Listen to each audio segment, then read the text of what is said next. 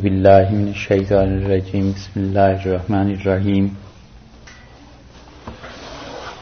سورہ النساء میں آیت نمبر 97 ہے اور اللہ تعالی نے ان 4 آیات میں یعنی اس پورے رکوع میں بیان کیا ہے ہجرت کا اور ہجرت کے متعلق بتایا ہے کہ ہجرت کے کیا فوائد ہیں اور اللہ کے ہاں اس کا کیا اجر ہے، اور اس چیز کو اللہ تعالی نے بہت وضاحت سے بیان کیا ہے کہ ہجرت کن کن معاملات میں ہوتی ہے اور ہجرت کے متعلق مسلمانوں کا کیا رویہ ہونا چاہیے،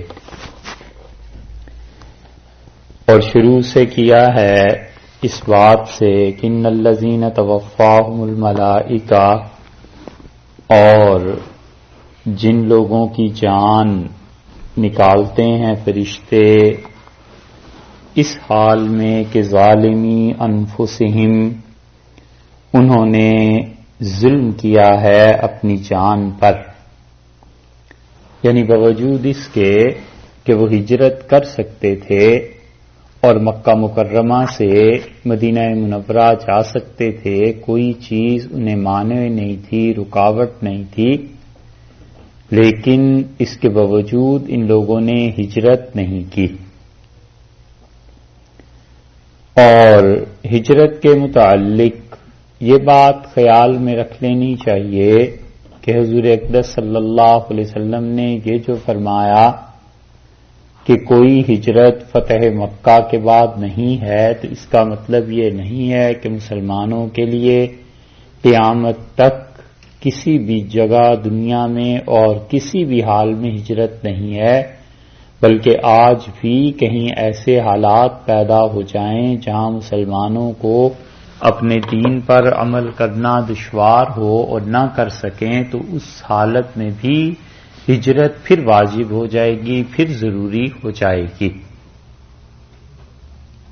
تو ایسا حکم نہیں ہے کہ ہمیشہ کے لیے منسوخ ہو گیا ہو، بلکہ حالات پہ منحصر ہے، اور اس کے ساتھ ساتھ اس بات پر منحصر ہے کہ اس جگہ میں حکومت کیا کہتی ہے اور حکمران کیا دین پر عمل کرنے دیتے ہیں یا نہیں۔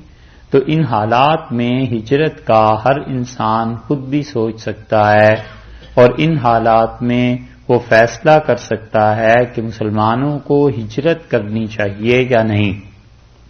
اس لیے یہاں پر جو فرمایا ہے کہ وہ لوگ جن کا حال یہ ہے کہ وہ ہجرت کر سکتے ہیں، اس کے باوجود مکہ مکرمہ سے ہجرت نہیں کر رہے، ظالمی انفسہم، اپنی جانوں پر ظلم کر رہے ہیں، تو اب ہوا کیا؟ جب فرشتے ان کی جان نکال رہے ہوں گے، الملائکہ کا لفظ فرمایا ہے، اور ملائکہ ملک کی جمع ہے یعنی فرشتے۔ بعض مفسرین کا خیال یہ ہے کہ یہاں پر اصل میں مراد ملک الموت حضرت عزرائیل علیہ السلام ہی ہیں، اور اللہ نے جمع کا صیغہ ارشاد فرمایا ہے ان کی عزت اور ان کے جلالت اور ان کی شان کے لیے کہ خدا نے واحد کی بجائے جمع کے صیغے سے ان کا ذکر فرمایا۔ اور بعض حضرات کا خیال یہ ہے کہ یہاں پہ مراد حضرت عزرائیل علیہ السلام بھی ہیں، اور ان کے ساتھ ساتھ وہ فرشتے جو جان نکالنے کے لیے انسان کی آتے ہیں، اور بہت سے فرشتے ہوتے ہیں، ضروری نہیں ہے کہ کوئی ایک ہی فرشتہ ہو، لیکن اللہ تعالی نے فرمایا ہے کہ قالو، وہ سوال کریں گے اور پوچھیں گے کہ فیما کنتم، زندگی کہاں گزارتے رہے۔ سوال یہ ہوگا کہ فیما کنتم، تم کس بات میں تھے، زندگی کہاں گزارتی۔ بس اصل سوال یہ ہے، کسی طرح حقیقتاً اس سوال کا جواب مل جائے تو سچی بات یہ ہے کہ اگر اپنا بس اور اختیار چلے تو شام کو جواب مل جائے تو صبح ہونے سے پہلے مر جائے۔ اور صبح کو جواب مل جائے اس کا تو اس دن کی شام ہونے سے پہلے مر جائے.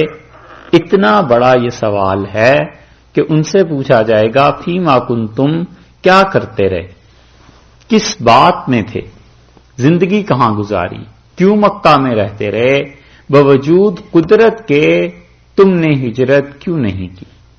حدیث میں آیا ہے رسول اللہ صلی اللہ علیہ وسلم نے فرمایا وہ آدمی جو اپنے دین کو بچانے کی خاطر ایک ملک سے دوسرے ملک چلا جاتا ہے اور ایک گھاٹی سے دوسری گھاٹی اور ایک پہاڑ کو چھوڑ کے دوسرے پہاڑ پہ جاتا ہے کہ کسی طرح اس کا دین بچ جائے، وہ بھی اللہ کی راہ میں ہجرت کرنے والا. کہ کافروں کا تسلط اور کافروں کی حکمرانی اور ان کے قوانین کسی طرح اپنی جان اس سے چھڑا لے. تو فرشتے پوچھتے ہیں ان سے جو مکہ میں ہیں، قالوا کنا مستضعفین فی الارض، تو انہوں نے جواب دیا اور انہوں نے کہا کہ ہم تھے کمزور زمین میں، ہم مغلوب تھے اور اہل مکہ غالب تھے اور ہم اس وجہ سے رک گئے. 2 گروہ مکہ مکرمہ میں پائے جاتے تھے.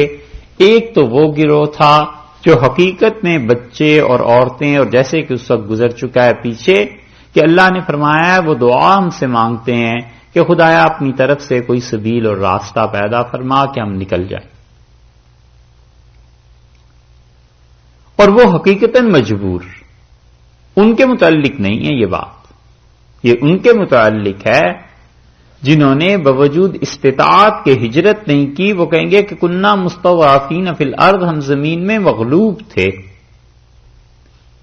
اور ان کے متعلق کل بھی آپ سن چکے ہیں کہ ہجرت جو ہے وہ ابتدائی اسلام میں ایسا ہی فرض تھا جیسے کہ شہادتین کا، کہ کوئی آدمی اللہ کی وحدانیت اور حضور اقدس صلی اللہ علیہ وسلم کی رسالت کی گواہی دے. جیسے وہ فرض تھا اسی طرح یہ ہجرت بھی فرض تھی، تو لوگوں نے نہیں کی. اللہ تعالی نے فرمایا ہمارے فرشتے موت کے وقت ان سے پوچھیں گے کنا مستضعفین فی الارض، اور وہ کہیں گے کہ ہم کیا تھے، ہم زمین میں مغلوب تھے.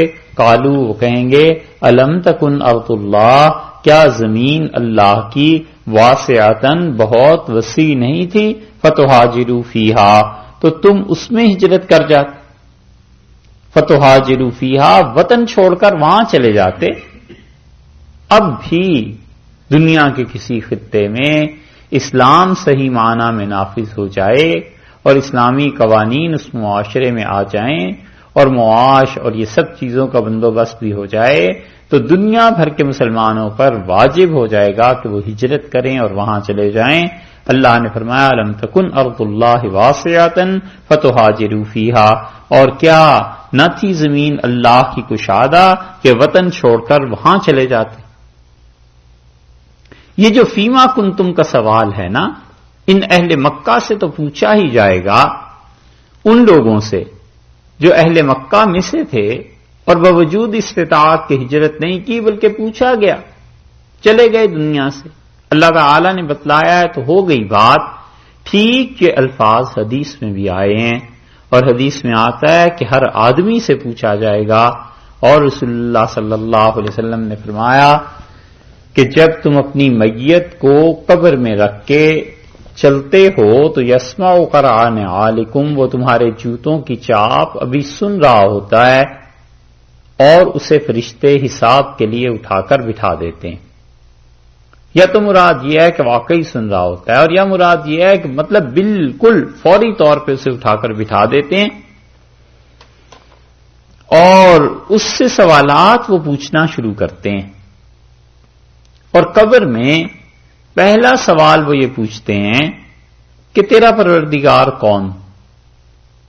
تو اگر وہ ایمان والا ہوتا ہے تو بتا دیتا ہے کہ میرا رب اللہ ہے. اور پھر دوسرا سوال اس سے پوچھتے ہیں کہ تم یہ بتاؤ کہ اس ہستی کے بارے میں کیا کہتے ہو جو تم میں نبی بنا کر بھیجے گئے تھے. تو رسول اللہ صلی اللہ علیہ وسلم کو بعض روایات میں آتا ہے کہ دکھایا جاتا ہے اور وہ پہچان لیتا ہے اور وہ کہتا ہے کہ یہ اللہ کے نبی تھے اور میں نے ان پہ ایمان رکھتا ہوں یا لایا تھا علیہ الصلوۃ والسلام۔ اور تیسرا سوال اس سے یہ پوچھتے ہیں کہ تمہارا دین کیا ہے؟ اور وہ کہتا ہے مومن کے دین الاسلام، میرا دین اسلام ہے۔ اور بعض روایات میں آتا ہے کہ دجال کے بارے میں بھی پوچھتے ہیں کہ یہ اس کے بارے میں بتاؤ، تو وہ بتاتا ہے کہ یہ دجال۔ اور پانچواں سوال یہ پوچھتے ہیں کہ فیما کنتم، زندگی کہاں گزاری؟ بس یہ وہ سوال ہے جس پہ پہنچ کے پھر بہت کچھ ہے۔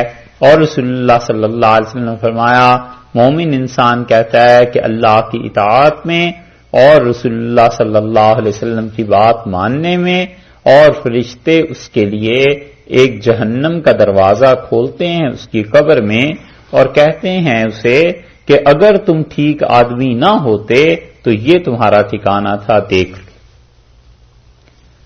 اور پھر اس کو بند کر کے جنت کا دروازہ اس کے لیے کھول دیتے ہیں اور وہ جگہ اسے دکھاتے ہیں جس جگہ پہ حساب و کتاب قیامت کے بعد اسے پہنچنا ہے، اور پھر اسے کہتے ہیں کہ یہ ہے تمہارا ٹھکانہ۔ اور رسول اللہ صلی اللہ علیہ وسلم نے فرمایا کہ اس کی قبر تا حد نظر وسیع کر دی جاتی ہے اور اسے کہتے ہیں کہ اب سو جاؤ، اور اس دن تک کے لیے جس دن کے اللہ تم لوگوں کو دوبارہ پیدا کر لے گا۔ اور کافر اور منافق کے ساتھ بھی یہی ہوتا ہے۔ اور اس سے پوچھتے ہیں تو کافر تو کچھ جانتا نہیں، اور منافق سے پوچھتے ہیں تو وہ بھی کہتا ہے کہ مجھے کچھ نہیں پتا، اور وہ کہتا ہے کہ بس میں وہی بات کہتا رہا جو زندگی میں سنتا رہا، لوگ کہتے تھے۔ اور اس سے پوچھتے ہیں کہ دین تمہارا، تو کہتا ہے وہی کچھ جو لوگ کہتے تھے، باقی مجھے کچھ پتا نہیں۔ اور اسے کہتے ہیں کہ فیما کنتا، زندگی کہاں گزاری؟ اور یہ اتنا مشکل مرحلہ ہے کہ رسول اللہ صلی اللہ علیہ وسلم نے فرمایا، وہ کہتا ہے لا ادری، کچھ پتا نہیں ہے۔ تو فرشتے اسے کہتے ہیں کہ ہم تمہیں بتاتے ہیں زندگی کہاں گزاری۔ کنت فی شکن، تجھے شک تھا اس بارے میں کہ اللہ کے ہاں پرسش ہوگی اور پوچھا جائے گا، اور تو شک کے ساتھ جیا کہ اللہ ہے بھی یا نہیں ہے اور قیامت آتی بھی ہے یا نہیں۔ کنت فی شکن، اور تو شک میں تھا، وعلیہ متا، اور تیری موت بھی شک کی حالت میں ہوئی، وکذالک تبعث انشاء اللہ، اور اگر اللہ نے چاہا تو قیامت میں تو اس شک کی بیماری کے ساتھ ہی اللہ کے ہاں اٹھے گا۔ اور رسول اللہ صلی اللہ علیہ وسلم نے فرمایا پہلا گرز جو اس کے سر پہ مارتے ہیں وہ یصیر ترابن، وہ مٹی میں مل جاتا ہے، اور پھر اسے وہ پیدا کرتے ہیں اور پھر اس کی دھنائی شروع ہوتی ہے مار، اور وہ کہتے ہیں تیرے ساتھ یہی ہونا چاہیے تھا، تو نے زندگی شک میں گزاری، تجھے تو یقین ہی نہیں تھا۔ یہ ہے فیما کنتم، زندگی کہاں گزاری۔ آدمی سوچ لے کہ یہ سوال مجھ سے بھی ہوگا قبر میں، اور فرشتوں نے پوچھا کہ زندگی کہاں گزار کے آئے ہو، تو کیا جواب دے گا کہ میں نے زندگی کس چیز میں گزاری؟ کیا کیا عذر پیش کرے گا سوائے اس کے کہ لاپرواہی میں گزری؟ اور فرشتے سے کہیں گے کہ لا تریت ولا دريت، نہ تو نے خود عقل سے کام لیا، تحقیق کی، جستجو کی شریعت کی، اور نہ ہی نے پیروی کی کسی ایسے کی جو شریعت کو جانتا تھا۔ قسطلانی رحمت اللہ علیہ نے اس حدیث کا یہ مفہوم لکھا ہے کہ نہ نے خود سے دین پر عمل کیا، اور نہ نے کسی ایسے کی مانی جو دین پر عمل کرواتا تھا، جانتا تھا، نہ نے اس کی بات سنی اور نہ خود عمل کیا، اور پھر اس کو مارنا شروع کریں گے۔ یہ بات ہے، بس یاد رکھنی چاہیے کہ مرنا تو ہے ہی، اور اگر پوچھا فرشتوں نے قبر میں، اور یقیناً وہ پوچھیں گے کہ فیما کنتا، زندگی کہاں گزاری، اللہ کو کیا جواب دے گا؟ یہ مکہ میں رہنے والے ہیں اور اس دور کے ہیں جو خیر القرون ہے، اور غلطی یہ ہو گئی کہ انہوں نے ہجرت باوجود استطاعت کے نہیں کی۔ اللہ نے فرمایا پٹائی ہو جائے گی، اور ان سے کہا جائے گا کہ تم نے کیا کیا، وہ کہیں گے کہ ہم کننا مستضعفین فی الارض، زمین میں کمزور تھے. الم تکن ارض اللہ واسعۃ فتہاجروا فیہا، ان سے کہیں گے کیا زمین وسیع نہیں تھی، ہجرت کر جاتے. فاولئک ماواہم جہنم، سو یہ ایسے لوگ ہیں جن کا ٹھکانہ، جن کا ماوا، جن کے ٹھہرنے کی جگہ جہنم ہے. وساءت مصیرا، اور ساءت مصیرا، بہت ہی بری جگہ پر یہ جا کر پہنچے، بہت ہی خراب جگہ پر جا کر یہ پہنچے، ایسی خراب جگہ پر کہ یہ ہے خدا کی ناراضگی اور اللہ کی طرف سے مار. الا المستضعفین، ہاں مگر جو لوگ بے بس ہیں. دیکھا آپ نے، یہ مستضعف کا لفظ پھر لے آئے ہیں. اوپر جو تھا مستضعفین، اس کا ترجمہ کیا گیا مغلوب، اور اس مستضعفین کا ترجمہ کیا گیا بے بس. اور یہ دونوں ترجموں میں فرق جو کیا ہے نا شاہ عبد القادر صاحب رحمۃ اللہ علیہ نے کیا ہے، اور بہت اچھا فرق انہوں نے کیا ہے. کیونکہ اوپر جو تھے وہ کہتے مغلوب تو تھے مکہ مکرمہ میں، غالب تو نہیں تھے، لیکن یہاں انہوں نے ترجمہ کیا ہے بے بس سے. تو بے بس آدمی مغلوب ہی نہیں ہوا کرتا، بلکہ اس کے اپنے بس میں کچھ ہوتا ہی نہیں. تو بہت عمدہ انہوں نے دونوں جگہ ترجمہ مختلف کر کے گویا اس تفسیر کی طرف اشارہ کر دیا کہ جو دوسرے ہیں الا المستضعفین، یہ حقیقت میں کر ہی نہیں سکتے تھے ہجرت، بچے تھے، عورتیں، جیسے کہ آگے آ گیا ہے من الرجال والنساء والولدان، وہ مرد، عورتیں اور بچے جو بہت ہی بے بس ہو گئے تھے. لا یستطیعون حیلۃ، اور وہ کوئی ہیلا تلاش نہیں کر سکتے تھے، وہ تلاش نہیں کر سکتے تھے، وہ لڑکے اور وہ بچے اور وہ عورتیں اور وہ مرد. لا یستطیعون حیلۃ، کوئی تلاش نہیں ان کے پاس. ہیلا کا مطلب اردو میں جو آتا ہے نا بہانہ، وہ نہیں. ہیلا کا مطلب تدبیر. وہ کوئی تدبیر نہیں کر سکتے تھے مکہ کو چھوڑنے کی، وہ کوئی تدبیر نہیں کر سکتے تھے کسی اور زمین پہ جانے کی. اب بھی ہجرت فرض ہو جائے تو یہ لوگ ہو سکتے ہیں جن بیچاروں کو کچھ پتہ ہی نہ چلے کہ دنیا میں ہم کہاں جائیں اور کہاں ٹکیں اور کہاں رہیں. تو اللہ تعالیٰ نے فرمایا کہ لا یستطیعون حیلۃ، اور وہ لوگ تلاش نہیں کر سکے، اور وہ لوگ نہیں قدرت رکھتے تھے تدبیر پہ. ولا یہتدون سبیلا، اور اسی طرح نہ وہ جانتے تھے راہ، انہیں رستے کا بھی معلوم نہیں تھا کہ ہم کس رستے پہ چل کے اس ملک کو چھوڑ کے دوسرے ملک کو جا سکتے ہیں. یہ سارے مصائب اور پریشانیاں جن لوگوں نے دیکھی ہیں، فاولئک، سو ایسے لوگ ہیں. عسى اللہ، امید ہے کہ اللہ تعالی ان یعفو عنہم، معاف کر دے، درگزر کرے اللہ انہیں. معلوم ہوا کہ اس کے باوجود یہ گناہ تھا، اسی لیے تو اللہ نے کہا کہ یعفو عنہم، اللہ ان سے درگزر کرے، اللہ انہیں معاف کرے. اگر یہ سرے سے گناہ ہی نہ ہوتا تو پھر اللہ تعالیٰ ان الفاظ کو کیوں ذکر کرتے؟ تو اس سے معلوم ہوتا ہے کہ گناہ تھا مگر اللہ نے اس چیز کو معاف کر دیا، کیونکہ ہجرت کا کرنا اس زمانے میں فرض ہو گیا تھا، اور اب بھی ہو سکتا ہے، دنیا میں کبھی بھی ہو سکتا ہے. تو ارشاد فرمایا کہ عسى اللہ ان یعفو عنہم، این ممکن ہے کہ خدا ان سے درگزر کرے، یعنی یقیناً اللہ انہیں چھوڑ دے گا. وکان اللہ عفوا غفورا، اور اللہ تو ہیں ہی ایسے کہ عفوا معاف کرنے والا ہے ان خطاؤں کا جو ماضی میں ہو گئیں.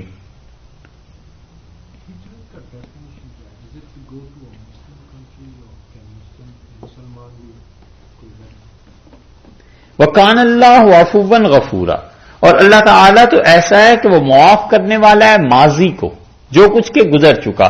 اور غفورا کا لفظ لا کر پھر مستقبل کے لیے بھی اشارہ کر دیا کہ آئندہ زندگی میں بھی اگر تم سے کوئی گناہ ہوگا تو غفورا، اللہ اس کو بھی معاف کرنے والا ہے. دونوں چیزیں ایسی ہیں. اس سے بھی معلوم ہوتا ہے کہ ہجرت جو قیامت تک باقی رہے گی، اگر کسی انسان سے اس میں کوتاہی ہو گئی اور وہ مغلوب نہ ہو بلکہ بے بس ہو، تو پھر اللہ کی طرف سے معافی کی امید اس کے لیے رکھنی چاہیے. پھر ارشاد فرمایا کہ وَمَن يُهَاجِرْ فِي سَبِيلِ اللَّهِ، اور جو شخص بھی ہجرت کرے گا اللہ کی راہ میں. ہجرت کا مطلب ہے وطن کو چھوڑ دینا.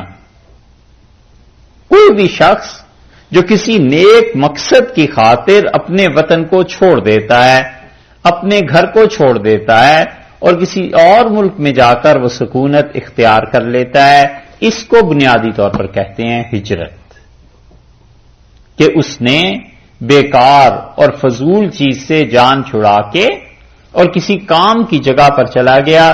ہر وہ سفر جو انسان کو ایک ملک چھوڑنے پہ مجبور کرتا ہے کہ وہ دوسرے ملک میں چلا جائے، وہ ہجرت ہے، اور اس کی تفصیل آگے آ رہی ہے۔ اور سب سے افضل ہجرت تو ظاہر ہے وہی تھی جو حضور اقدس صلی اللہ علیہ وسلم کے زمانے میں ہوئی، اور قیامت تک اب بھی تمام وہ دنیا کے ممالک جن میں اسلام پر عمل کرنے میں دقت ہے، پریشانی ہے، اور اسلام پر کوئی عمل کرنے نہیں دیتا، اگر وہ لوگ وہاں سے اپنے ملک کو چھوڑ کر ایسی جگہ پر چلے جائیں جہاں اسلام کے قوانین ہیں اور جہاں شریعت کے مطابق زندگی بسر کرنے کی آزادی اور حریت ہے، وہ ہجرت ان کی بہت اچھی ہوگی، بلکہ واجب ہو جائے گی بعض حالات میں تو کہ وہ وہاں جائیں۔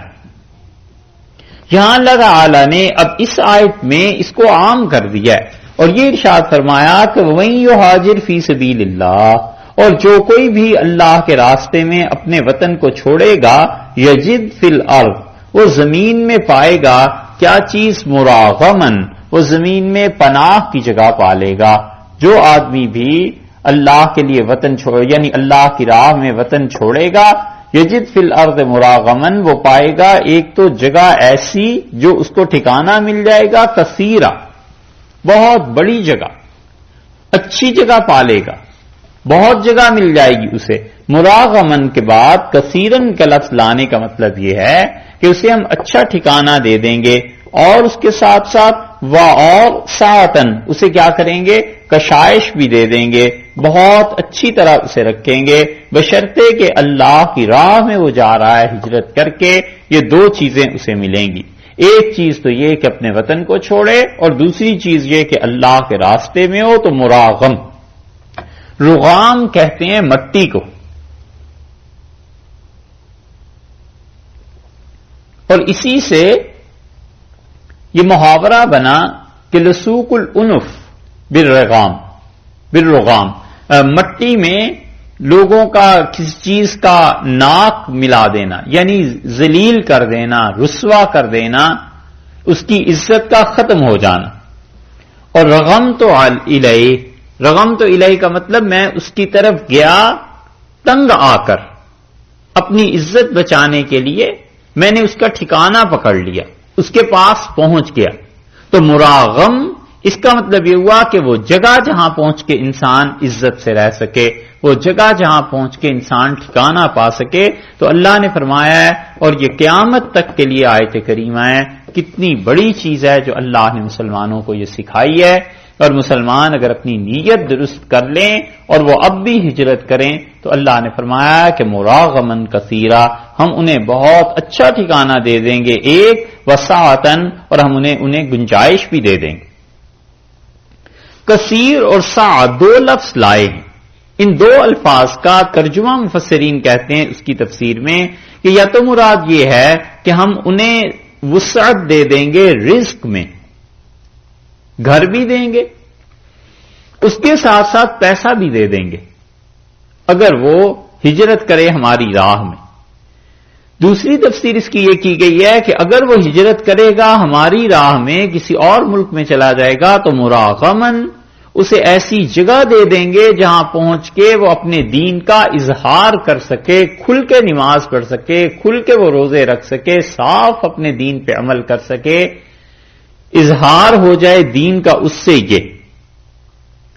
اور بعض حضرات کہتے ہیں تیسری تفسیر اس کی کہ مراغمن کثیرم وسع، ہم اسے ایک تو گھر دے دیں گے جب وہ ہجرت کر کے جائے گا، اور اس کے ساتھ ساتھ اس کے دل کو کھلا کر دیں گے، کیونکہ اپنے ملک میں رہ کے کافروں سے اگر اسے خوف تھا جیسے ہندوستان میں کہ دین کا اظہار کھل کے نہیں ہو سکتا تھا، مثلا گائے ذبح نہیں کی جا سکتی تھی، مثلا عید اور یہ تہوار جو دین کے ہیں، فرض کر لیجئے کسی بھی کافر ملک میں، ہندوستان کی کیا مثال، کسی بھی کافر ملک میں ایسے نہیں کیا جا سکتا تھا، تو جب ایسے ملک میں چلا جائے گا جہاں سیکولر حکومت ہے حقیقی معنی میں، اور وہ اپنے دین کا اظہار کھل کے کر سکتا ہے، یا وہاں پر ملک ہے اسلام کا اور وہاں پر آسانی سے دین پر عمل کیا جا سکتا ہے، یا پھر اسلامی ملک ہے کوئی لیکن وہاں پر دین کا اظہار نہیں کیا جا سکتا، معاشرہ ایسا تنگ ہو گیا ہے کہ اگر یہ دین پر عمل کرے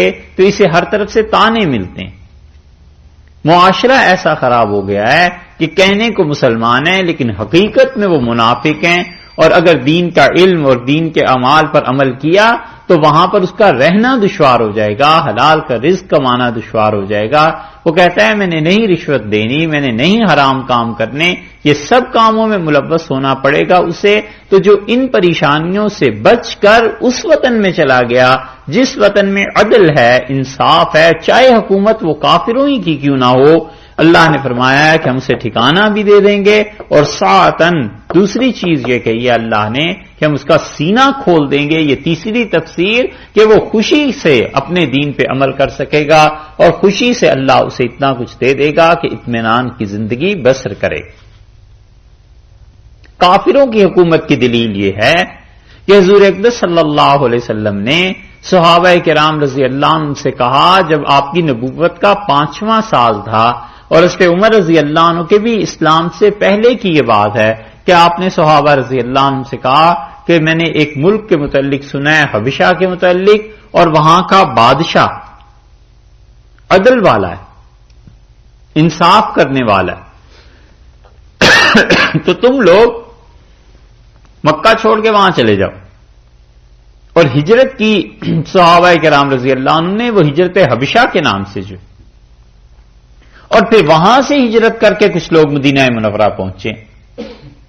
تو جو حبشہ کی ہجرت تھی اس وقت تو حکمران عیسائی تھے، نجاشی عیسائی تو تھے رحمت اللہ علیہ، اور اس کے بعد انہوں نے اسلام قبول کیا ہے دیر میں، کیونکہ جب مسلمان پہنچے ہیں تو ادھر سے حضرت عمر بن العاص رضی اللہ عنہ وغیرہ پہنچ گئے، اور یہ چونکہ بادشاہوں کے درباروں میں جاتے رہتے تھے اس لیے انہیں پتا تھا کہ وہاں کیا کیا آداب اور طریقے ہیں، اور جاتے ہوئے چمڑا لے گئے۔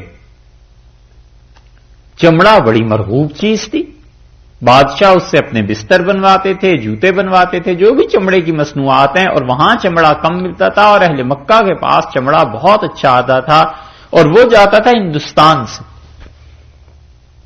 ہندوستان کے ساتھ تجارت تھی، اور جو چیزیں ہندوستان سے جایا کرتی تھیں حضور اقدس صلی اللہ علیہ وسلم کے دور میں بھی اور اس سے بھی پہلے تلواریں جاتی تھیں بہت اچھی ہندوستان سے بن کے، عطر جاتا تھا، یہ کیا اسے آپ کہتے ہیں، سونٹ سمجھتے ہیں، ادرک کو خشک کر لیتے ہیں، یہ جاتا تھا۔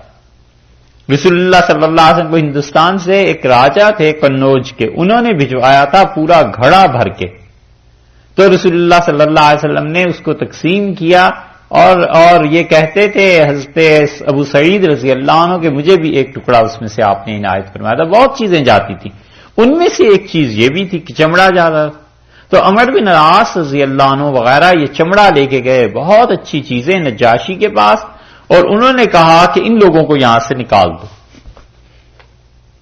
اور یہ کسی دین کو نہیں مانتے، حتیٰ کہ حضرت عیسیٰ اور اس پہ مریم علیہ السلام کو بھی نہیں مانتے۔ نجاشی نے بلایا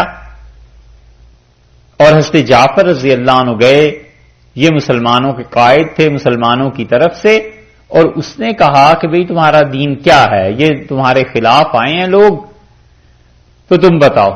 انہوں نے سورہ مریم پڑھنی شروع کی، اور جب وہ اس بات پر پہنچے کہ قال انی عبداللہ، اور عیسیٰ علیہ السلام نے کہا پیدائش کے فوراً بعد کہ میں اللہ کا بندہ ہوں اور اللہ نے مجھے نبوت دی ہے، یہ چیزیں، تو نجاشی رو پڑا۔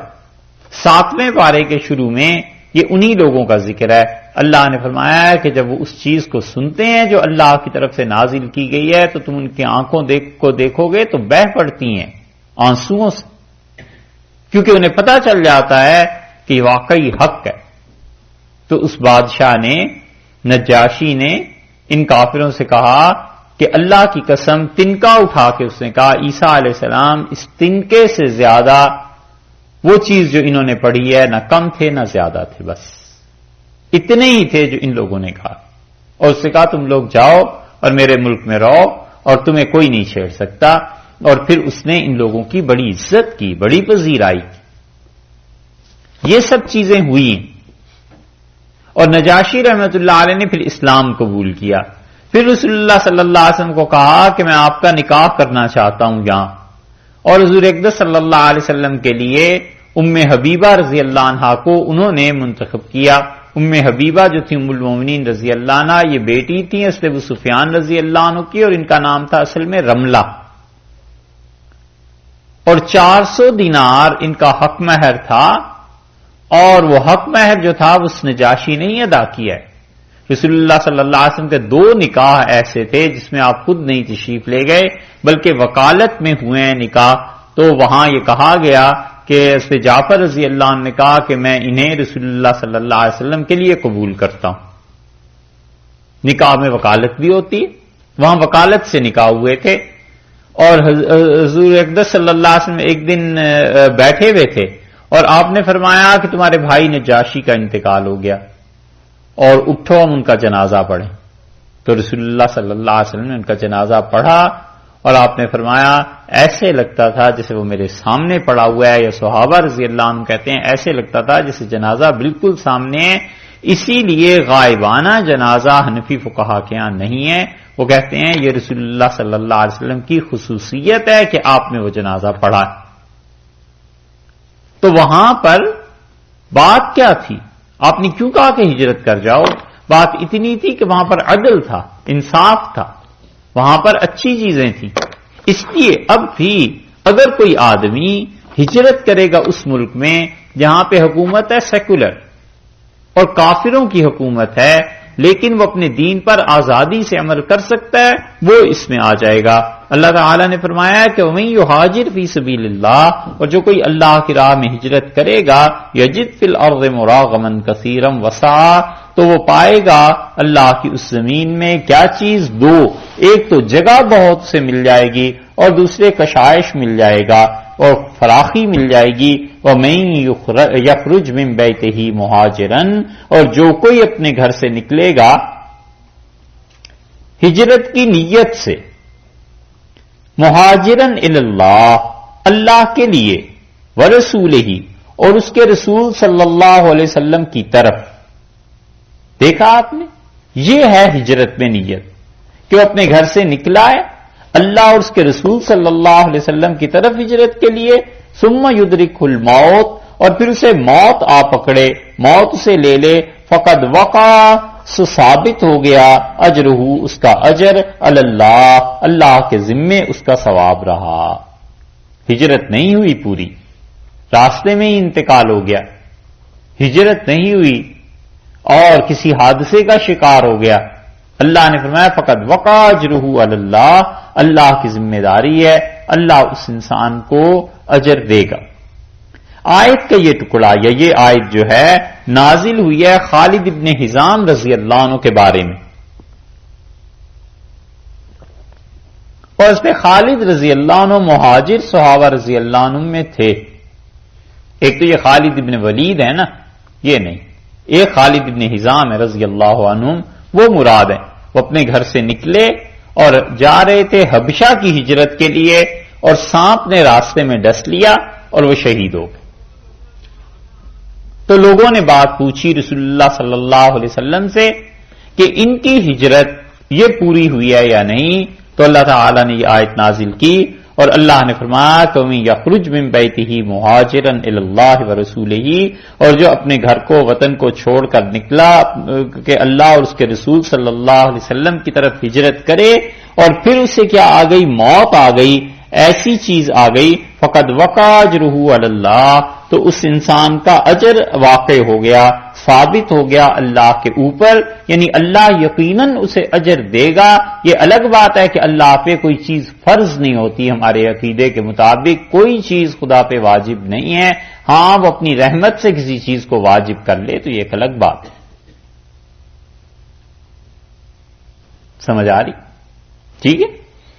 تو ہجرت بنیادی طور پر یہ بات ہو گئی کہ آدمی اپنے گھر کو چھوڑ کے اپنے وطن کو چھوڑ کے اللہ اور اس کے رسول صلی اللہ علیہ وسلم کے لیے نکلے، اور نیت اس کی کیا ہو یہ ہے ڈیپینڈ کرتا کہ نیت اس نے کیا کی تھی اپنے وطن کو چھوڑنے کی۔ اگر نیت اچھی تھی تو اللہ کے ذمے اس کا اجر ہے، اور وہ اس نیت سے نکل پڑا اپنے گھر سے، اور پھر اگر اسے موت آ گئی، یہاں موت پہ بڑی اچھی بات مفسرین نے لکھی ہے، وہ کہتے ہیں موت ہی صرف نہیں، یہاں تو چونکہ خالد ابن حزام رضی اللہ عنہ کے قصے میں یہ آیت نازل ہوئی ہے، اس لیے اللہ نے موت کا لفظ فرمایا ہے، وگرنہ ہر وہ عذر جو انسان کو بے بس کر دے، ہر وہ پریشانی جو بے بس کر دے اور انسان اپنی ہجرت پوری نہ کر سکے، یہ اس میں بشارت ہے ان تمام لوگوں کے لیے جو کسی ملک میں بھی ہجرت کر کے جانا چاہتے ہیں کہ وہاں جا کر اپنے دین پر عمل کریں اور انہیں ویزا نہ ملے۔ وہ چاہتے ہیں کہ جا کر اللہ کے دین پر عمل کے لیے کوئی جگہ تلاش کر لیں اور انہیں جانے کے لیے پابندیاں لگ جائیں کوئی بھی، تو یہ سب لوگ اس میں آ جائیں گے، کیونکہ انہوں نے اپنے اختیار کو تو پورا استعمال کر لیا، آگے بے بس ہو گئے، موت آ گئی، ویزا نہیں ملا، یا جانے نہیں دیا کسی نے، حکومت نے کوئی ایسا مسئلہ بنا دیا، سب چیزوں میں اللہ نے بہت بڑی چیز دی ہے، بشارت کی ان کو۔ اللہ نے فرمایا تم لوگوں کا اجر میرے ذمے۔ خدا کی رحمت اور خدا کی رحمت کی وسعت کا اندازہ اس سے لگانا چاہیے کہ ارشاد فرمایا جو کوئی بھی اپنے گھر سے نکلے گا، اپنے وطن کو چھوڑے گا، حضرت ابراہیم علیہ الصلوۃ والسلام جیسے نکلے، تو انہوں نے جو ہجرت کی ہے، آپ اس ہجرت کو دیکھیں سورہ شعراء میں، سورہ شعراء میں ان کے الفاظ آئے ہیں 22ویں پارے میں، نہیں 19ویں پارے میں، سورہ شعراء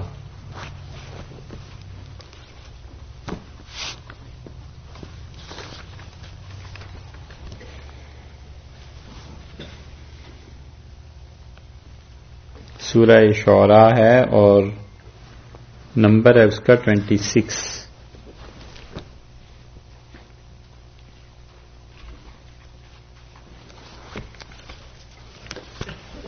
19واں پارہ سورہ شعراء۔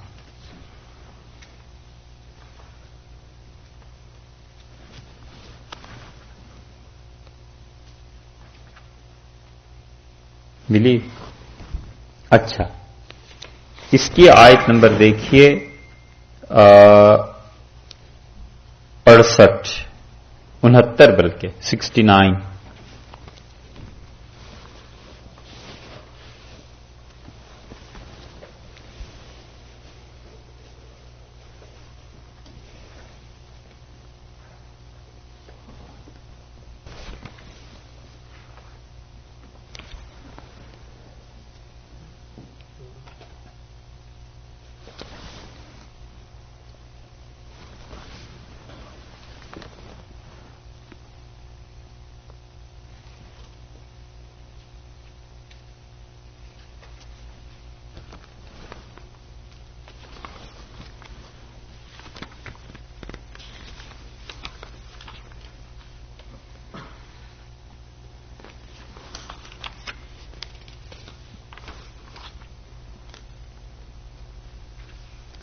ہاتھ میں کچھ گڑبڑ ہو گئی۔ انی مہاجر الی ربی فیہدین، یہ الفاظ کہاں ہیں؟ صافات میں، چلیں جی وہ جگہ دیکھ لیتے ہیں۔ 23ویں پارے میں صافات دیکھیے، سورہ صافات، یہ وہی ہے جس میں پہلے بھی صفات میں گڑبڑ ہوئی تھی نا۔ 23ویں پارے میں سورہ صافات، سورہ یاسین کے بعد۔ اچھا، اس میں دیکھیں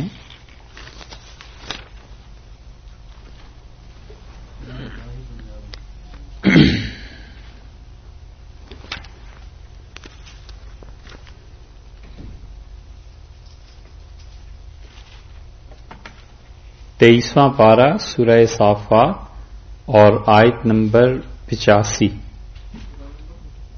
85 جی، سورہ نمبر 37۔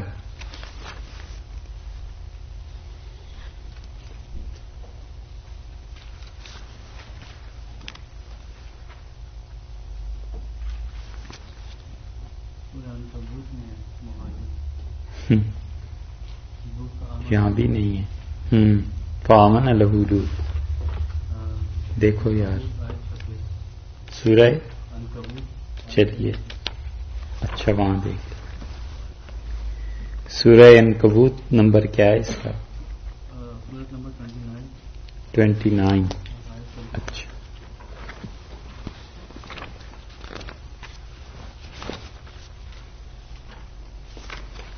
یہاں 28 کے بعد سورت 27 آ گئی. ہاں جی سورہ عنکبوت ہے 20واں پارہ ہے اور آیت نمبر اس کی دیکھیے 31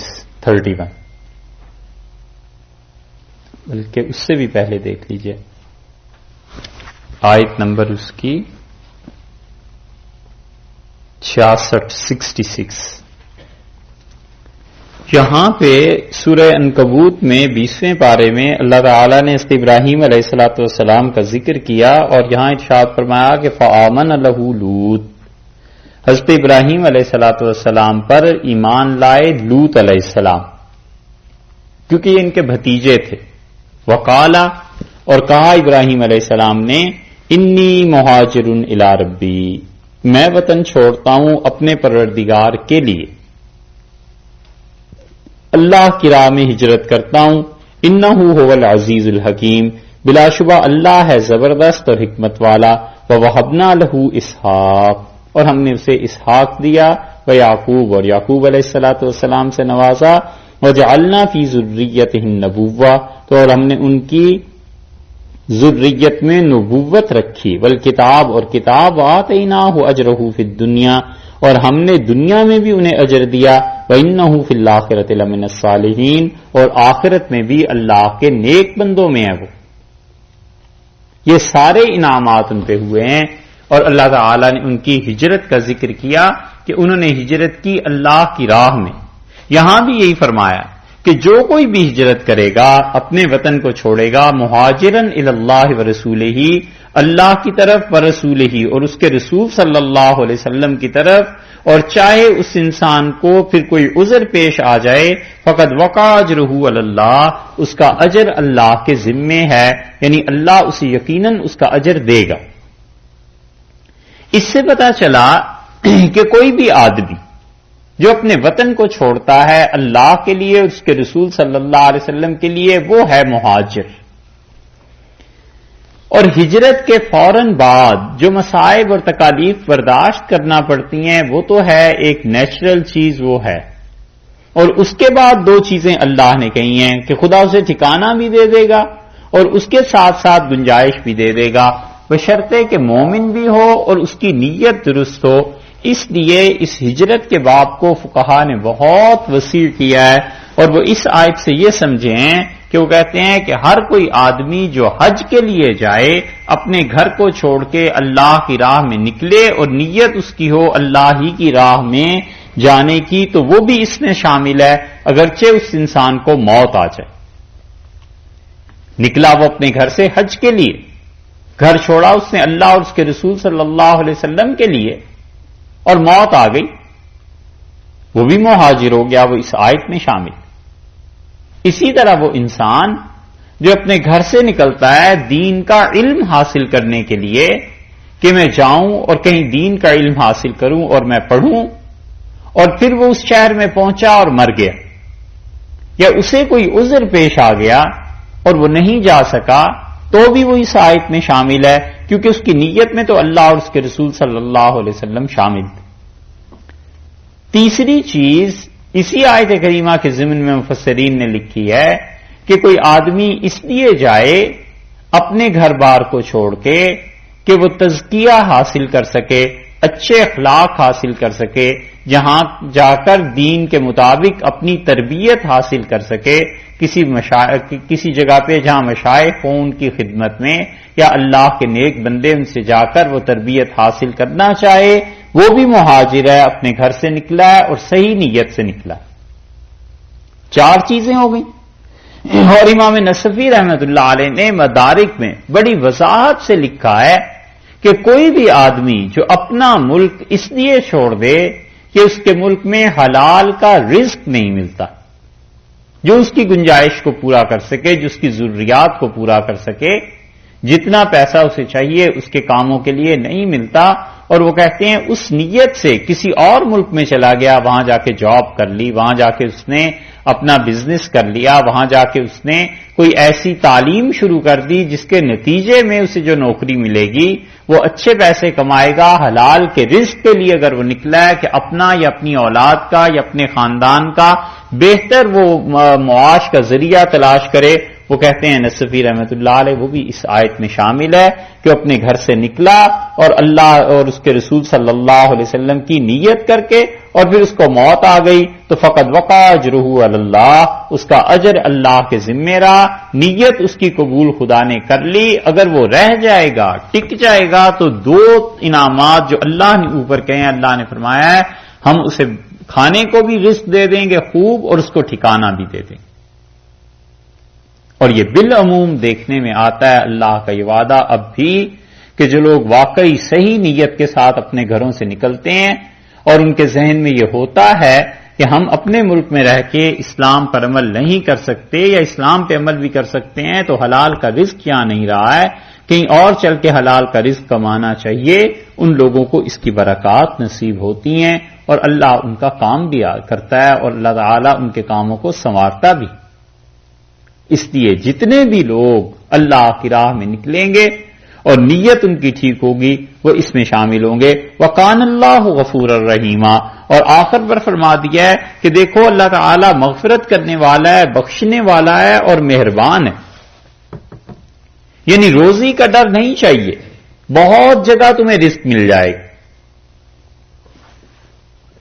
وسعت مل جائے گی، اور یہ خطرہ نہیں ہونا چاہیے کہ شاید راہ میں ہی مر جائیں، کیونکہ تمہارے ذمے جتنا کام ہے بس وہ کرو اور اس میں پورا پورا ثواب ہے. اور موت اپنے وقت سے پہلے تھوڑے ہی آ جاتی ہے، جو وقت متعین ہے بس اس وقت پہ آ جائے گی. لیکن تم اپنی نیت کو درست رکھو. تو یہ بہت بڑی آیت کریمہ میں بشارت ہے ان تمام مسلمانوں کے لیے جو اپنے اپنے ممالک سے جاتے ہیں کہیں بھی اور ان کی نیت صحیح ہوتی ہے، خواہ وہ رزق حلال کمانے کی ہو اور خواہ وہ دین پہ عمل کرنے کی ہو اور خواہ وہ تزکیے کی ہو اور خواہ وہ حج کی ہو یا اللہ کی راہ میں تبلیغ کی ہو، وہ سب کے سب اس چیز میں شامل ہیں. اللہ تعالی نے فرمایا ہے کہ اللہ کے ذمے ہے کہ ان کو اجر دے گا. یہاں تک تو تھی ہجرت، ان 4 آیات میں اللہ تعالی نے اس کی بشارت دی. اس کے بعد بات شروع کی ہے کہ اگر جہاد شروع ہو جائے اور فوجیں آمنے سامنے ہو جائیں تو اس وقت نماز کا کیا کرنا ہے. اللہ تعالی نے فرمایا کہ وَإِذَا ضَرَبْتُمْ فِي الْأَرْضِ، اور جب زمین میں تم سفر کرو.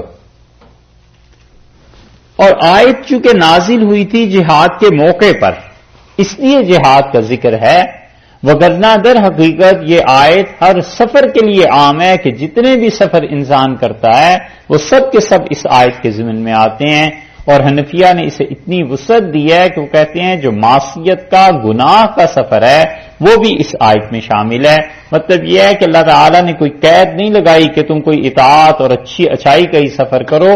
جیسے کوئی آدمی اپنے گھر سے نکلا سفر پہ اور علیہ باللہ دوسرے شہر میں کوئی جوا خانہ تھا بہت بڑا اور وہ جوا کھیلنے کے لیے وہاں چلا گیا، ہے اس کا یہ سفر ہی، تو نماز کا کیا کرے گا؟ اسے قصر کرے گا. اور امام شافعی رحمۃ اللہ علیہ شرط لگاتے ہیں کہ سفر اللہ کی اطاعت کا ہو، مگر ہمارے یہاں یہ شرط نہیں ہے. اللہ تعالیٰ نے فرمایا وَإِذَا ضَرَبْتُمْ فِي الْأَرْضِ، جب تم زمین میں سفر کرو فَلَيْسَ عَلَيْكُمْ جُنَاحٌ، کوئی مذائقہ نہیں ہے کہ أَن تَقْصُرُوا مِنَ الصَّلَاةِ، کہ تم نماز میں قصر کرو. نماز میں قصر کرو یعنی کم کر دو. شاہ ولی اللہ صاحب محدث دہلوی رحمۃ اللہ نے ترجمہ کیا ہے، وہ کہتے ہیں نماز میں قصر کرو مطلب یہ کہ جو نوافل اور جو دیگر عبادات تم کر رہے ہو اس میں جتنی طویل صورتیں تم پڑھتے ہو اس طویل صورت اور طویل رکوع اور سجدے کی بجائے مختصر کرو، یہ تمہارے لیے گنجائش. امام شافعی رحمۃ اللہ علیہ فرماتے ہیں کہ لیسا علیکم جناح کے جو لفظ آئے ہیں نا، ان الفاظ سے معلوم ہوتا ہے کہ یہ قصر واجب نہیں ہے. اللہ تعالیٰ نے بس یہ کہا ہے کہ اگر تمہارا جی چاہے تو قصر کرو. فلیس علیکم جناح، کوئی گناہ نہیں ہے تمہارے لیے کہ اگر تم نماز کو آدھا پڑھ لو، قصر کر لو، اور اگر پوری پڑھو تو امام شافعی رحمۃ اللہ کہتے ہیں بہت اچھا ہے.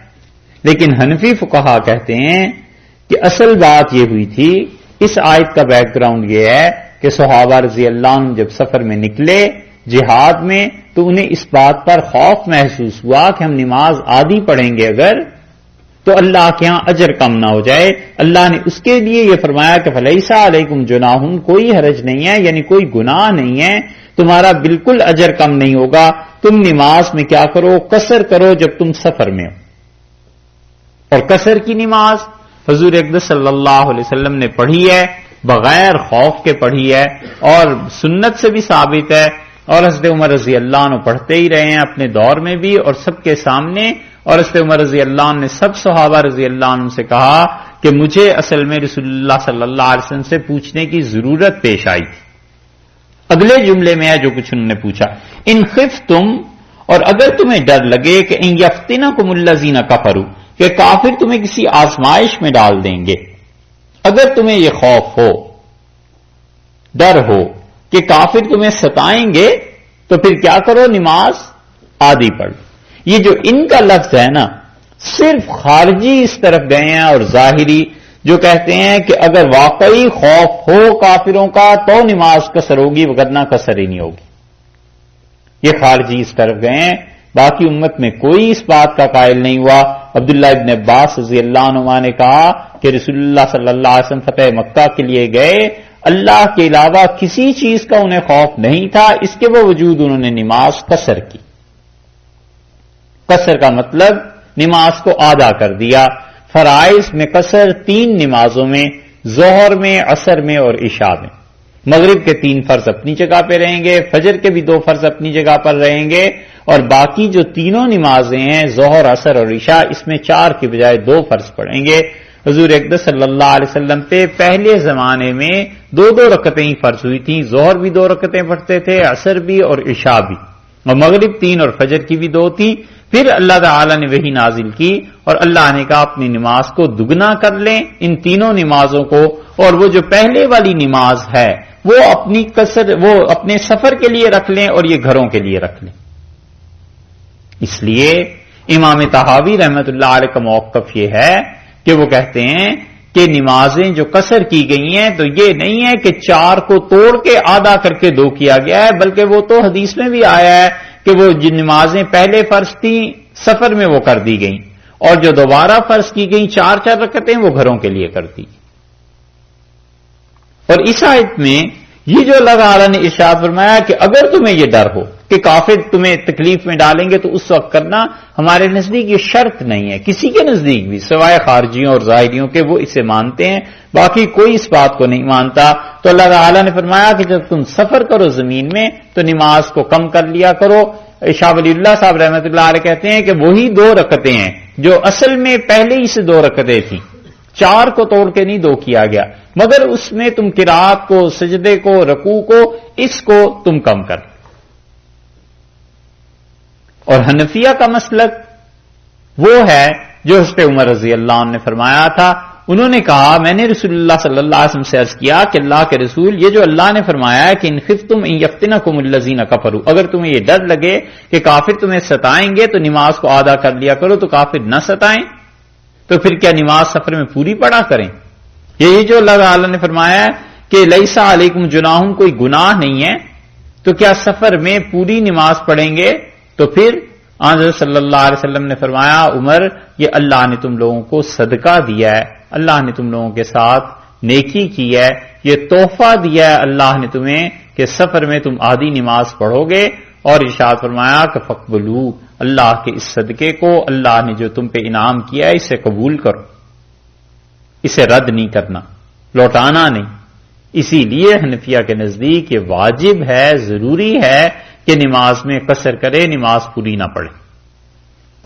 قصر کے جو مسائل ہیں ان میں سے ایک چیز تو یہ ہے کہ فاصلہ کتنا ہونا چاہیے. اور حنفیہ کہتے ہیں کہ اپنے شہر کی حدود سے جب نکلے تو دوسرے شہر کی حد تک اس میں داخلے کے درمیان کم سے کم 80 کلومیٹر فاصلہ ہونا چاہیے. اگر اس کا ارادہ اتنا ہے سفر کرنے کا تو نماز اس کی ہو جائے گی قصر. اور سفر کی دو حالتیں ہیں. ایک حالت تو یہ ہے کہ وہ وہاں پہ اس شہر میں پہنچے اور پھر 15 دن سے زیادہ وہ قیام کرنا چاہتا ہے. اس شہر میں پہنچ کے وہ مقیم ہو جائے گا اور اس سے پہلے راستے میں وہ مسافر رہے گا. اور اگر اس شہر میں بھی اس نے رہنا نہیں ہے، 15 دن سے کم ہی رہنا ہے، تو پھر وہ انسان اس شہر میں بھی مسافر ہی رہے گا، چاہے وہ 12 دن رہے اور 14 دن رہے، 15 دن یا اس سے کم. یہ مسافرت اور اس کے بعد اس انسان کا قیام شامل ہو جائے گا. تو جتنا بھی رہے گا وہ 15 دن سے کم میں یا 15 دن پورے، تو انسان مسافر رہے گا. اور مسافر کے لیے اللہ نے یہ گنجائش دی ہے کہ وہ جماعت سے نماز نہ پڑھے، اور فقہا نے لکھا ہے کتابوں میں کہ وہ اپنی نماز اپنے طور پر پڑھ لے، یہ ٹھیک. اور اسی طرح یہ بھی گنجائش دی اللہ تعالی نے اسے حضور اقدس صلی اللہ علیہ وسلم کی سنت کے ذریعے سے کہ وہ سفر کے دوران سنتیں چھوڑ دے. یہاں سے چلا ہے اور 80 کلومیٹر کا یا 100 کلومیٹر کا فاصلہ اس نے طے کرنا ہے، پھر جا کر دوسرے شہر میں پہنچے گا. تو یہ جو سفر اس کا ہے اس میں وہ سنتیں ساری ترک کر دے. ہاں فجر کی سنتیں جو ہیں اگر ہو سکے تو پڑھ لینی چاہیے، باقی ظہر کی سنتیں اور ظہر کے بعد کی اور عشاء کے بعد کی سنتیں، یہ سب کی سب سنتیں اسے معاف ہیں. اور اگر پڑھے گا تو اس میں قصر نہیں کرے گا، اب یہ پوری پڑھنی پڑیں گی. حضرت عمر رضی اللہ عنہ ایک سفر میں جا رہے تھے تو کسی نے کہا امیر المومنین سنتیں پڑھ لیں. تو انہوں نے فرمایا میں نے سنتیں ہی اگر پڑھنی ہوتی تو فرض ہی پورے 4 نہ پڑھ لیتا. انہوں نے کہا رسول اللہ صلی اللہ علیہ وسلم کے ساتھ ہم نے سفر کیا تھا اور آپ نے 2 رکعتیں ہی ظہر کی پڑھی. اور اس شہر میں پہنچ کے اگر کسی انسان کو سہولت میسر آ جاتی ہے گھر جیسی، اطمینان ہو جاتا ہے، جیسے گھر میں ٹھہرنا ہے ویسے وہاں ہوٹل میں کسی جگہ میں ٹھہرنا ہے یا کسی عزیز کے ہاں ٹھہرنا ہے، اور سفر کی مدت بھی اس کی ہے واقعی 13 دن 14 دن جیسے ہوتے ہیں، تو اب وہ انسان اگر گھر جیسی سہولتیں میسر آ جائیں تو سنت موقدہ پڑھنی چاہیے. اور اگر سہولت گھر جیسی میسر نہیں ہے تو پھر اس انسان کو وہاں بھی اجازت ہے کہ چاہے وہ سنتیں نہ پڑھے. اور عشاء کی نماز میں وتر بھی پڑھنے پڑیں گے، اور صبح فجر کی نماز میں 2 سنتیں جو ہیں چونکہ اس کی بہت تاکید حدیث میں آئی ہے اس لیے اسے بہتر یہی ہے کہ پڑھ لیا جائے. اور اگر کوئی نہیں پڑھتا چھوڑ دیتا ہے تو گنجائش بہرحال اس کے لیے بھی ہے. قصر کی نماز میں اور کوئی سوال؟ اگر زیادہ 15 دن کا ہے مگر جا کے پھر اور ایکسٹینڈ کیا اور 10 دن بڑھا تو تب بھی اثر باقی رہتی ہے یا اگر ارادہ اس کا مسافر ہونے کا ہی ہے، مسافر رہنے کا، مثلا اس نے فرض کیجئے 15 دن گزار لیے یا 10 دن گزار لیے اور ابھی مسافر تھا، اس نے نیت اقامت کی ہی نہیں، پھر اسے خیال آیا کہ 15 دن اور رکنا پڑے گا 10 دن اور، تو پھر مسافر ہی. صحابہ رضی اللہ عنہ کہتے تھے، حضرت عبداللہ ابن عمر رضی اللہ عنہ نے کہا کہ ہم ایک مرتبہ جہاد میں گئے ایسے علاقے میں جہاں برف پڑ رہی تھی اور روز یہ ہوتا تھا کہ آج نکل رہے ہیں کل نکل رہے ہیں، اور 6 مہینے ہم وہاں رہے اور 6 مہینے ہم تو قصر کی نماز پڑھتے کیونکہ پتہ نہیں چل رہا تھا نا، یقینی صورتحال پیش نہیں آ رہی تھی. اور مسافر کی نماز کے بارے میں کوئی بات؟ جی سفر میں نمازوں کو ملا کر پڑھنا یہ آگے آ رہی ہے بات. مسافر جو وہاں کے رہنے والے ہیں ان کے لیے نماز لیو کر سکتے ہیں؟ جی مسافر امامت کرا سکتا ہے. مسافر اگر امامت کرائے گا تو 2 رکعتیں پڑھے گا اور جو اس کے پیچھے ہیں وہ باقی اپنی 2 رکعتیں پھر اٹھ کے پوری کر لیں گے. ہو سکتا ہے. حضرت عمر رضی اللہ عنہ کے متعلق آیا ہے کہ وہ مکہ مکرمہ میں آتے تھے اور رسول اللہ صلی اللہ علیہ وسلم کے متعلق بھی ہے کہ وہ نماز پڑھاتے تھے اور پھر نماز کے بعد کہتے تھے لوگوں ہم مسافر ہیں اور اپنی نماز پوری کر لو. تو 2 رکعت الگ سے پڑھنا ہے یا اس کے لوگوں کو لوگ بس امام کے ساتھ سلام نہ پھیریں اور پھر اس کے بعد اٹھ کے کھڑے ہو جائیں تیسری اور چوتھی رکعت، اور تیسری اور چوتھی رکعت میں جو قیام ہے اس میں وہ کچھ پڑھیں گے نہیں، بس اتنی دیر ٹھہریں جتنی دیر میں سورہ فاتحہ پڑھی جاتی ہے، اور پھر رکوع اور سجدے کی تسبیحات، اور پھر چوتھی رکعت میں بھی ایسے ہی، اور پھر آخر پہ وہ تحیات للہ سے لے کے اور دعا تک پڑھ کے سلام پھیرتے۔ اب جیسے میرا گھر جدہ میں ہے، میں وہاں پر رہا ہوا ہوں، جب میں گو بیک اور 15 دن کی چھٹی پہ جاتا ہوں تو قصر ہوتی ہے یا کیونکہ رسم ہے؟ جدہ آپ کا اصل گھر بھی تو ہے، والدین ہیں، سب چیزیں ہیں، وہاں آپ پوری نماز پڑھیں گے، راستے میں قصر ہو جائے گی۔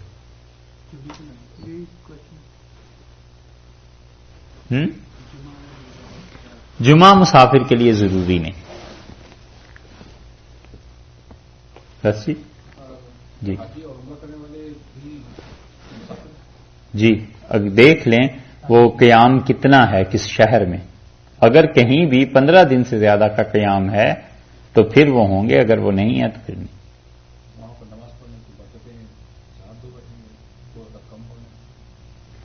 حرم میں یا تو جا کے نماز پڑھیں، حرم میں امام کے پیچھے تو پوری پڑھیں گے، اور اگر اپنی فرض کر لیجئے مسافر ہے اپنی پڑھے گا تو وہاں حرم میں جماعت کر لے دوسری۔ بہتر کیا ہے مفتی صاحب، اگر کوئی مسافر ہے تو کسی اور کے پیچھے 4 رکعت پڑھ لے یا مسافروں کی جماعت کر کے الگ بنا لے؟ جیسے بھی حالات ہوں، حالات کے مطابق دونوں ہی صورتیں درست ہیں۔ اگر مسجد قریب ہے، کوئی ایسا مسئلہ نہیں ہے تو پھر مسجد میں ہی نماز پڑھنی چاہیے، یہی بہتر ہے۔ گھر سے نکلتے ہی مسافر ہو جائے گا یا 80 کلومیٹر کے بعد مسافر؟ اپنے شہر کی حدود جو ہی مکمل ہوئیں، جو ہی ختم ہوئیں، اور اس کے فوراً بعد چاہے شہر نظر ہی آ رہا ہو وہ مسافر ہو گیا۔ مثلاً کہیں آخری کلومیٹر لکھا ہوتا ہے نا، کمیٹی والوں نے بتایا ہوتا ہے کہ یہاں سے یہ شہر ختم ہو گیا ہے، اب اس شہر سے جو ہی وہ چند گز کے فاصلے پہ بھی نکلا تو وہ آدمی مسافر۔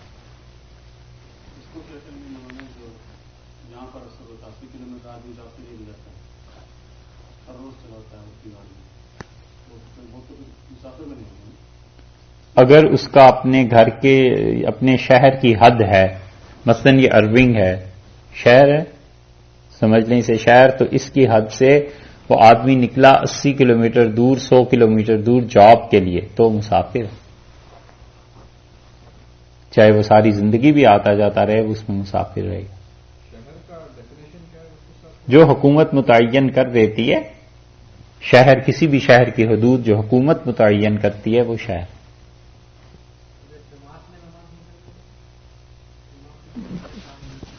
جماعت میں اگر امام مقیم ہے تو اگر پیچھے مسافر نماز پڑھ رہا ہے تو پوری نماز پڑھے گا۔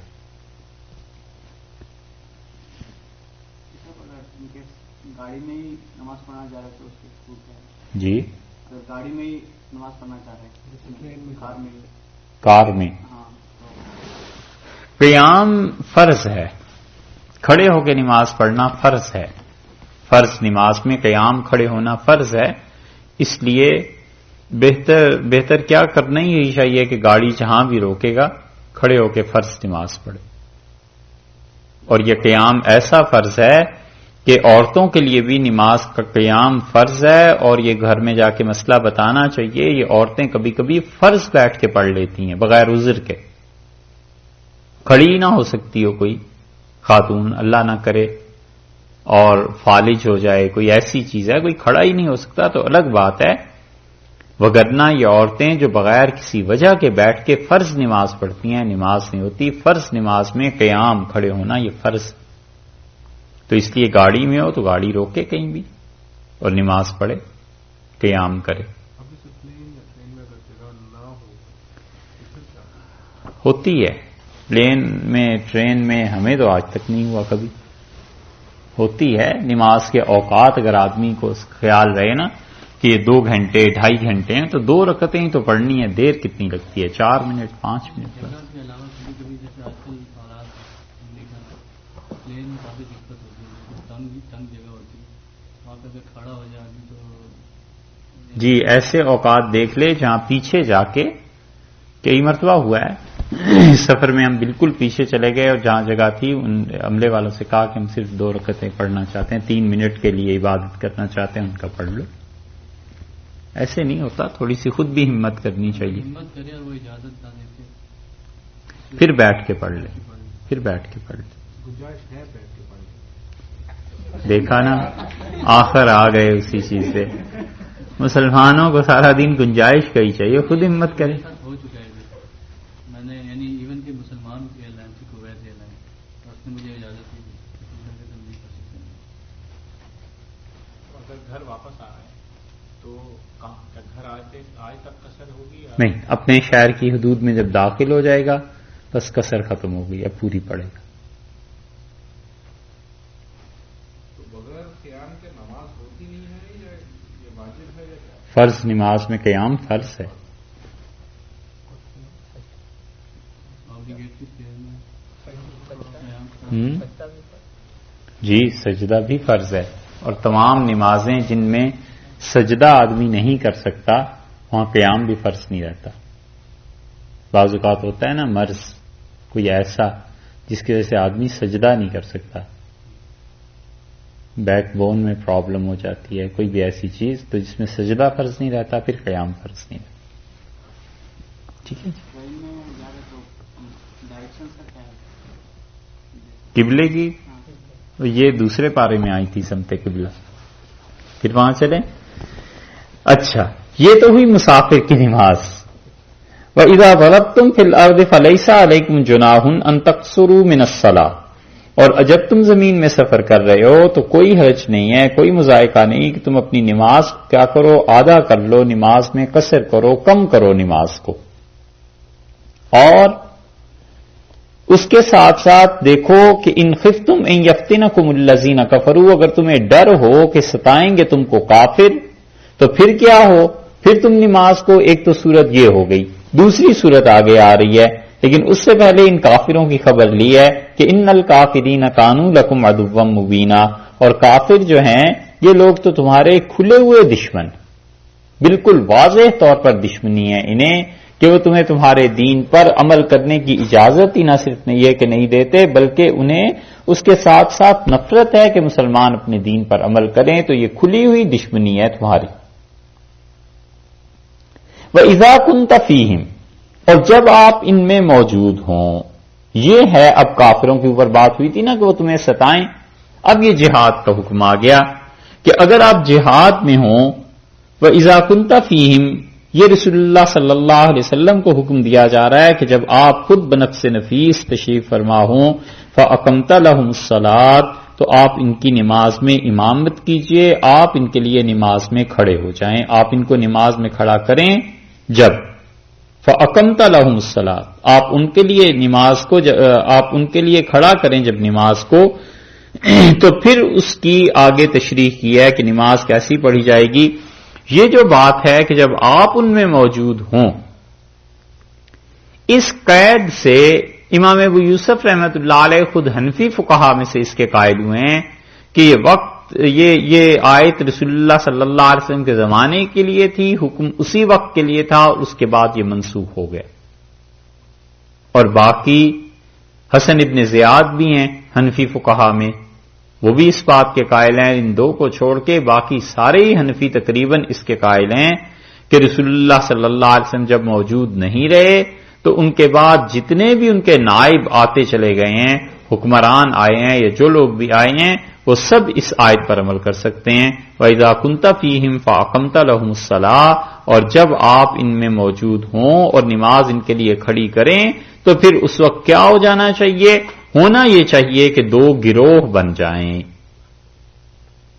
عین حالت جنگ میں بھی نماز کی معافی نہیں، ایک حالت جنگ شروع ہونے سے پہلے ہے جبکہ ڈر لگ رہا ہو کہ اگر مسلمان ذرا سے بھی غافل ہوئے اور سب نے مل کر نماز پڑھی تو کافر حملہ کر دیں گے. یہ دوسری حالت ہے. ان 2 حالتوں میں سے جو دوسری یہ حالت ہے نا کہ ابھی جہاد شروع نہیں ہوا اور مسلمان سارے جمع ہیں اور کافر بھی جمع ہے اور نماز کا وقت آ گیا، یہ اس وقت کے لیے ہے جب میدان جنگ میں لڑائی شروع ہو جائے، پھر اس کے لیے آگے حکم آ رہا ہے۔ تو فرمایا کہ فَلْتَقُمْ طَائِفَةٌ مِّنْهُمْ، تو ان میں سے ایک گروہ کو چاہیے کہ وہ کیا کرے، آپ کے ساتھ کھڑے ہوں، وَلْيَأْخُذُوا، اور وہ لے لیں أَسْلِحَتَهُمْ، اپنے ہتھیار، اپنا اسلحہ وہ سجا لیں، اور اس کے بعد وہ ایک رکعت آپ کے پیچھے پڑھیں۔ یہ اسے کہتے ہیں صلاۃ الخوف، اور اس کی کئی ایک ترکیبیں حدیث میں آئی ہیں، اور رسول اللہ صلی اللہ علیہ وسلم نے کئی چیزیں بتائی ہیں۔ قرآن پاک یہ بتا رہا ہے کہ ایک رکعت وہ آپ کے پیچھے پڑھیں۔ حنفیوں نے اسی پہ فتویٰ دیا ہے کہ وہ گروہ ایک رکعت پڑھے گا اور واپس چلا جائے گا، اور وہ جو دو گروہ ہو گئے، جس گروہ نے بھی نماز پڑھی ہی نہیں، جب دوسری رکعت کے لیے رسول اللہ صلی اللہ علیہ وسلم کھڑے ہوں یا امام کوئی ان کا نائب کھڑا ہو جو میدان جنگ میں نماز پڑھا رہا ہے، تو وہ جو گروہ دشمن کے سامنے تھا، مسلمانوں کی حفاظت کے لیے کھڑا تھا، اب یہ پہلا جس نے ایک رکعت پڑھی ہے ان کی جگہ چلا جائے اور وہ آ کے یہاں دوسری رکعت پڑھے۔ تو امام کی 2 رکعتیں ہو گئیں اور ان کی ایک ایک رکعت ہوئی۔ تو وہ دوسری رکعت وہ جو گروہ ہے اپنی الگ پڑھ لے، کھڑے ہو کے پڑھ لیں، رکوع اور سجدے کے لیے اشارے کر لیں، تو ان کی 2 رکعتیں ہو جائیں گی، ان کی نماز ہو جائے گی، اور ایک رکعت جو انہوں نے پڑھی ہے یہ واپس جا کے بھی اسی طرح دوسری رکعت اشاروں میں پڑھ لیں، ان کی نماز ہو جائے گی۔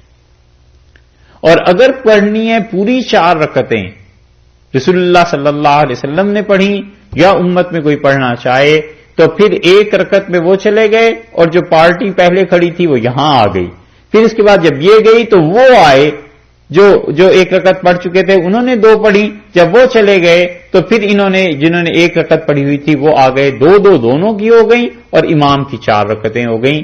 یہ میدان جنگ میں جہاد سے پہلے کا اللہ نے حکم دیا ہے، اور ارشاد فرمایا کہ فَإِذَا سَجَدُوا، اور جب وہ سجدہ کر لیں ایک پارٹی پہلی، فَلْيَكُونُوا مِنْ وَرَائِكُمْ، تو انہیں کیا چاہیے، سجدہ کرنے کے بعد پرے ہو جائیں آپ سے، من ورائکم، آپ کے پیچھے سے ہٹ جائیں، ایک رکعت پڑھ کے، وَلْتَأْتِ طَائِفَةٌ أُخْرَىٰ، اور اس کے بعد دوسری جماعت آئے، لم یصلوا، جنہوں نے نماز نہیں پڑھی، فَلْيَصَلُّوا مَعَكَ، فَلْيُصَلُّوا، تو وہ نماز پڑھیں گے آپ کے پیچھے، وَلْيَأْخُذُوا حِذْرَهُمْ وَأَسْلِحَتَهُمْ، اور انہیں چاہیے کہ اپنا بچاؤ بھی پورا رکھیں، اور اس کے ساتھ ساتھ اسلحہ بھی ان کے پاس ہونا چاہیے۔ تو اسلحے سمیت انہوں نے بھی دوسری رکعت پڑھ لی، 2 رکعتیں ہو گئیں ان دونوں جماعتوں کی، کہ ایک انہوں نے امام کے پیچھے پڑھی، ایک جا کے اپنی پڑھیں گے۔ وَدَّ الَّذِينَ كَفَرُوا، اور کافر یہ چاہتے ہیں کہ لَوْ تَغْفُلُونَ عَنْ أَسْلِحَتِكُمْ، کہ تم اگر غافل وہ تمہیں پائیں تمہارے اسلحے سے، وَأَمْتِعَتِكُمْ، اور تمہارے اسباب سامان اس سے، تو وہ کیا کریں، فَيَمِيلُونَ، تو وہ تم پر جھک پڑیں، علیکم میلتم واحدتن، ایک دم سے حملہ کر کے، کہ کسی طرح وہ تمہیں غافل پائیں تو ایک دم سے تم پہ حملہ کر دیں۔ دیکھو یہ کافر چاہتے ہیں، لیکن تم اس کا موقع انہیں نہ دینا۔ ولا جناح علیکم، اور کوئی حرج نہیں ہے، ان کان بکم اذی من مطر، کہ تمہیں تکلیف پہنچ رہی ہے بارش سے، بارش برسنا شروع ہو گئی، او کنتم مرضی، یا تم بیمار ہو، تو ان تضعوا اسلحتکم، اپنے اسلحے کو اتار کے رکھ دو، کوئی حرج نہیں ہے، کوئی گناہ کی بات نہیں۔ وجہ ان الفاظ کی یہ ہے کہ اگر آپ اوپر دیکھیں تو اوپر دونوں جگہ پر کہا گیا ہے کہ وَلْيَأْخُذُوا حِذْرَهُمْ وَأَسْلِحَتَهُمْ وَدَّ الَّذِينَ لَوْ تَغْفُلُونَ عَنْ أَسْلِحَتِكُمْ، اسلحے کا ذکر بار بار کیا ہے کہ اس کا ساتھ رکھنا ضروری ہے، یہ ضروری ہے کہ تم اسلحے کو اپنے ساتھ رکھو۔ تو اس لیے اشکال اس پہ یہ پیدا ہو رہا تھا کہ اگر بارش ہو جائے یا بیمار ہے کوئی، اسلحہ اٹھا نہیں سکتا، تو وہ کیا کرے گا؟ اللہ نے فرمایا اگر تمہیں کوئی عذر لاحق ہو جائے، بیماری اور بارش کو ایک علامت قرار دیا ہے، حقیقت میں کوئی بھی عذر میدان جہاد میں سے پیش آ جائے گا جس کی وجہ سے وہ اپنا اسلحہ اپنا ساتھ نہیں رکھ سکتا، تو انتظروا اسلحتکم، اپنے اسلحے کو وہ کیا کرے گا؟ ہٹا دے گا اور نماز پڑھے گا۔ اللہ نے فرمایا آگے وَخُذُوا حِذْرَكُمْ، اور اپنے بچاؤ کی چیزیں اپنے ساتھ رکھنا۔ عین جنگ کی حالت میں. یہ تو ہو گئی جب جہاد ابھی شروع نہیں ہوا. تو پھر یہ حالت خوف کی نماز ہوئی، اور حالت خوف میں فرمایا کہ فاقمت لہم الصلاۃ، جب آپ ان کے لیے نماز کھڑی کریں، یہ ہے حالت خوف.